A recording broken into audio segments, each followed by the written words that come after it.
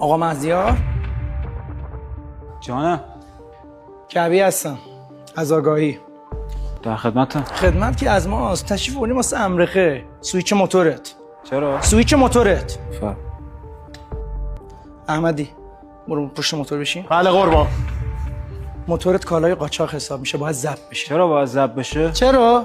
فکر کردی شهر هرته موتور سویچ بیاری تو شهر گاز و گوز کنی؟ فکر کردی مملکت بیدر و پیکره؟ مملکت قانون داره واسه همه. آها، یعنی همه قانون رو رعایت کردن، فقط من موندم. اصلا اون قانونی که ازش صحبت میکنی کجا بود ببینم؟ این سگ جون کردن تا تونستن این موتور رو بگیرن که شما بیای بخوابونیش پارکینگ بعد بذاری مزایده. خب بیشتر سگ دو میزدی سندشو میگرفتی، اون موقع ما هم نمیدیدی.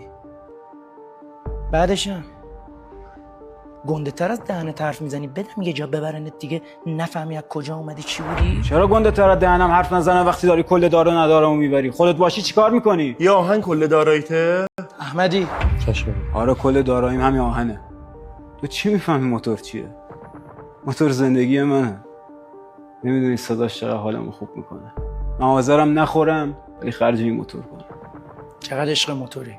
اونقدر عشق موتورم که اول باید خودمو ببری بعد موتورم. نظرت چیه؟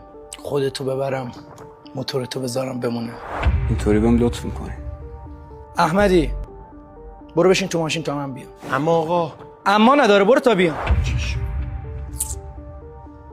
احمدی سویچ. شاید باورت نشه خودم هم عاشق سوتشم. فقط یه سی بی سوار میفهمه عشق موتور یعنی چی.